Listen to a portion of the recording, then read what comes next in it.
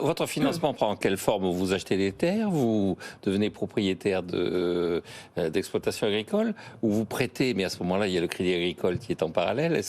Quelle est votre spécificité et comment vous agissez de façon très concrète?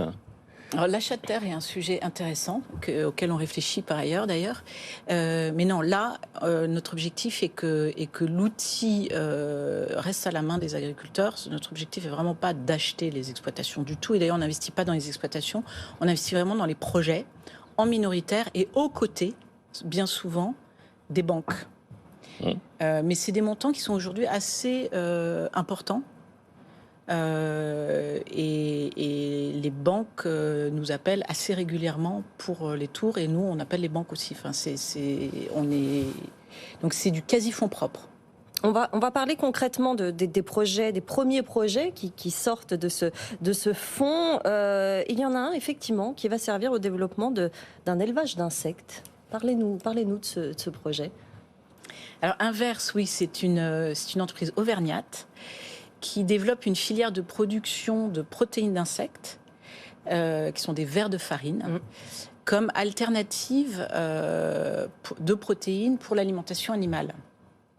Et on a co-structuré une série A, ce qu'on appelle une série A, de 15 millions d'euros, avec un certain nombre de co-investisseurs et de banques,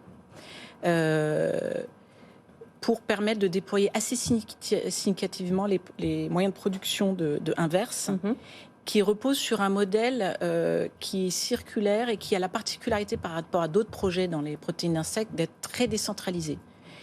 Et l'objectif est vraiment pour eux de donner les moyens. Alors ils développent leur propre ferme et ils vont donner les moyens en partenariat avec un certain nombre de coopératives agricoles et de réseaux d'agriculteurs de développer de l'élevage d'insectes dans les fermes, permettant à des agriculteurs qui peuvent aujourd'hui devenir éleveurs d'insectes, ce qui est de diversifier leurs activités, leurs sources de revenus, et de générer des alternatives aux engrais chimiques, puisque les déjections d'insectes sont des engrais organiques de très bonne qualité.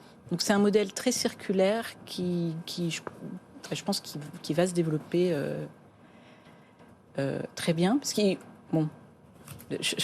faut savoir que l'agriculteur est quand même, ce que vous avez dit, face à des enjeux assez colossaux. Oui, effectivement, et il faut ce genre